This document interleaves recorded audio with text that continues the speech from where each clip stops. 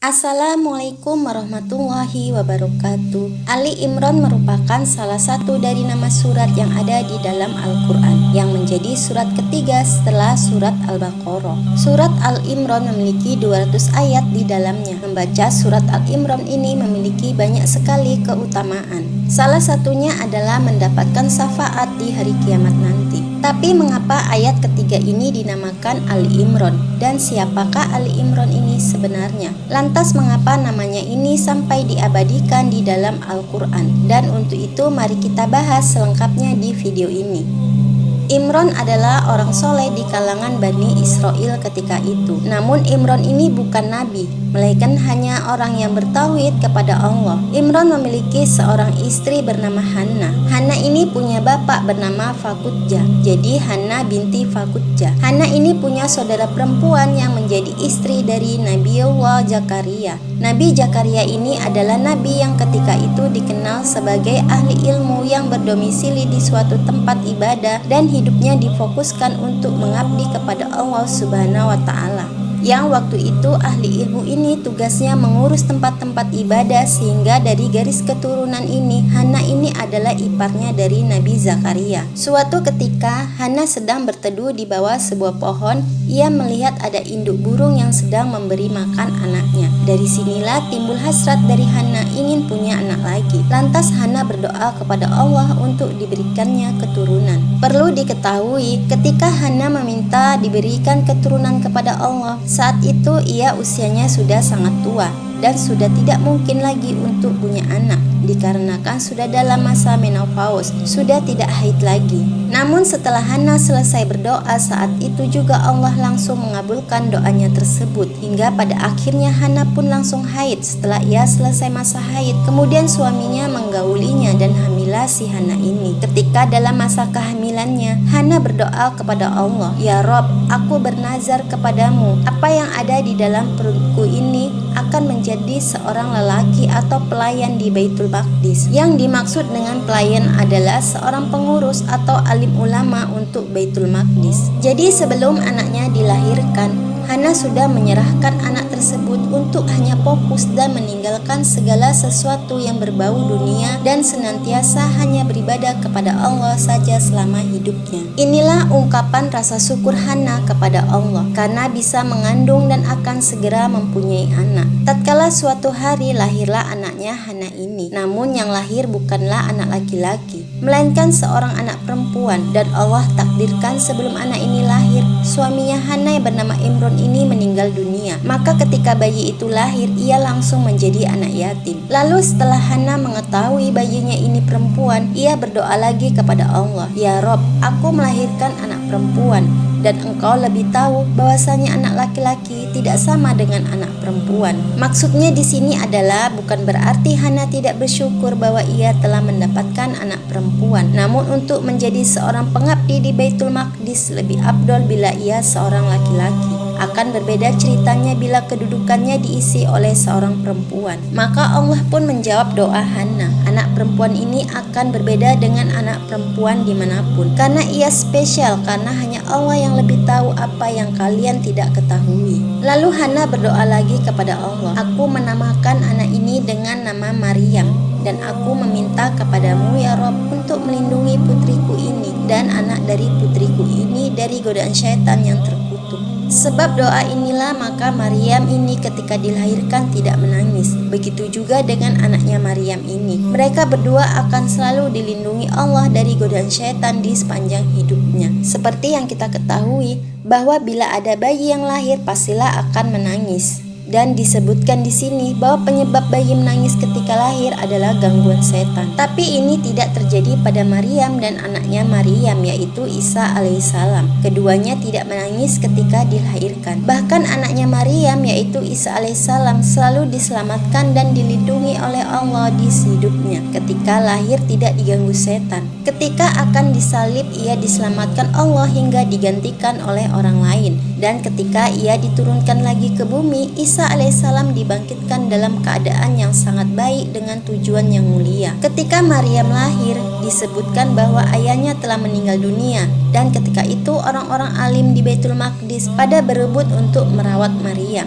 karena mereka ini sangat menghormati Imron. Menurut mereka, Imron adalah orang yang paling soleh dan ulama besar di kala itu. Makanya menjadi suatu kehormatan besar bagi mereka jika bisa merawat putri dari Imron ini. Di antara orang yang berebutan untuk merawat Maryam, salah satunya adalah Nabiullah Zakaria, yang diriwayatkan disebutkan bahwa Nabi Zakaria adalah paman dari Maryam. Karena ketika itu orang-orang pada berebut, maka diadakanlah semacam undian untuk menentukan siapa orang yang akan merawat dan menjaga Maryam. Dan Allah takdirkan nama Zakaria lah yang keluar dari hasil undian tersebut. Akhirnya Nabi Zakaria yang bertugas merawat Maryam hingga besar. Nabi Zakaria ini membuatkan sebuah mihrab yang khusus di Baitul Maqdis untuk Maryam. Mihrab di sini dimaksudkan sebuah space khusus untuk beribadah. Tepatnya dibuat agak tinggi sehingga kalau ingin masuk ke dalam mihrabnya Maryam ini harus menaiki beberapa anak tangga.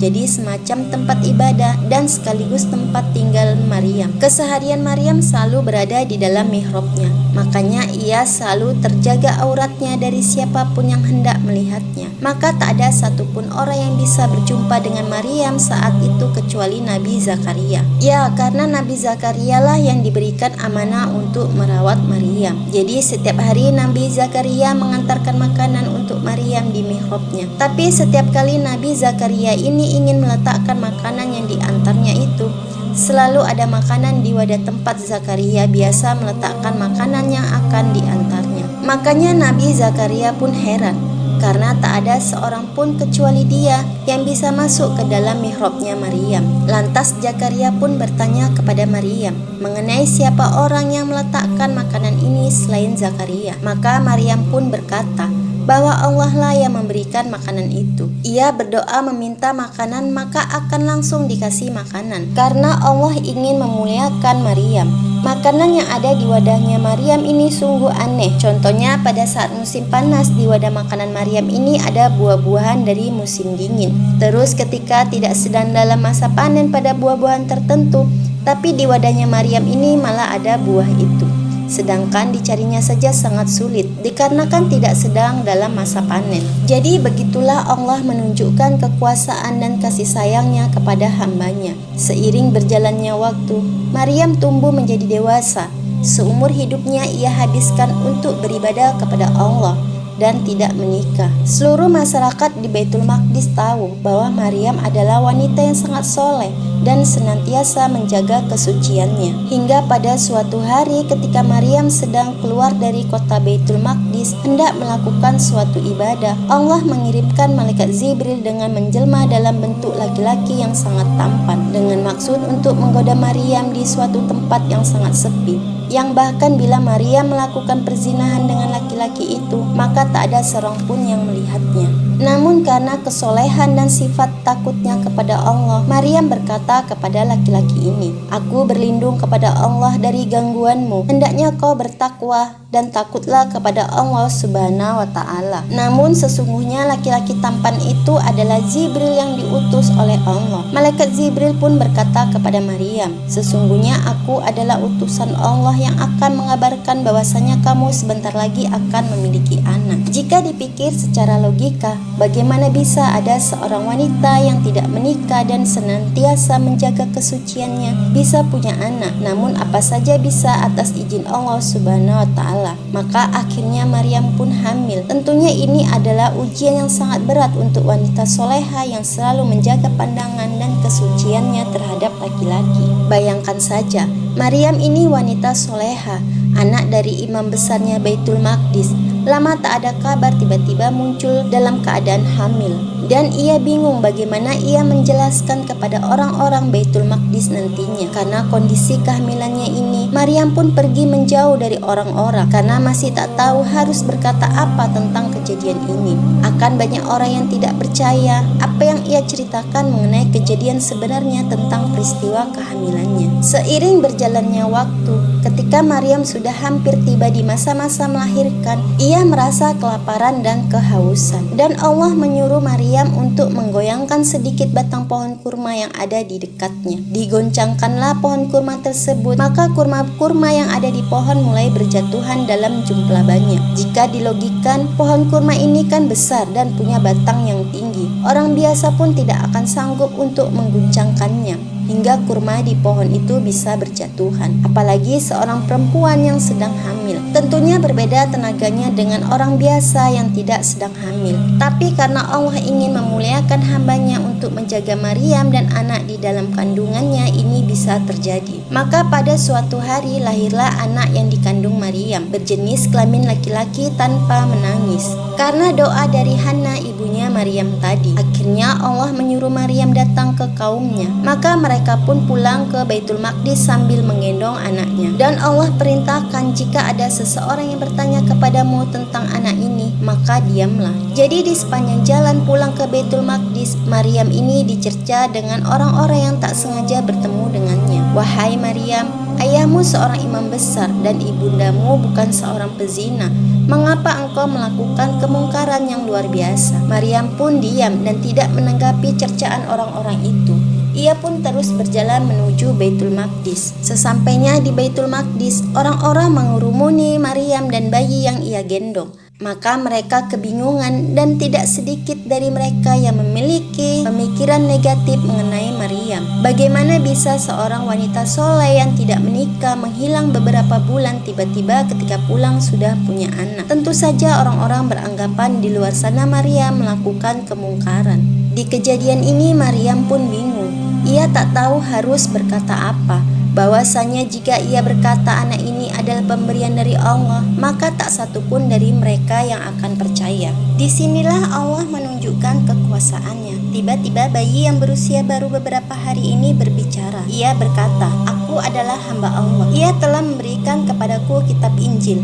Dan ia telah menjadikan aku seorang nabi. Ia mewajibkan aku sembahyang dan membayar zakat selama aku hidup. Dan ia menjadikan aku seorang yang berbakti kepada ibuku. Dan tidak menjadikan aku orang yang sombong. Serta keselamatan atasku pada hari aku dilahirkan dan pada hari aku akan mati. Dan pada hari aku akan dibangkitkan dalam keadaan hidup." Dan perkataan inilah yang membantah bahwasanya Nabi Isa bukan anak Tuhan, apalagi yang menganggapnya sebagai Tuhan. Nabi Isa adalah manusia sama seperti kita yang diwajibkan sembahyang dan membayar zakat. Bayi ini yang kelak akan menjadi seorang Nabi Allah yang senantiasa bertauhid dan di akhir zaman akan dibangkitkan untuk membunuh Dajjal.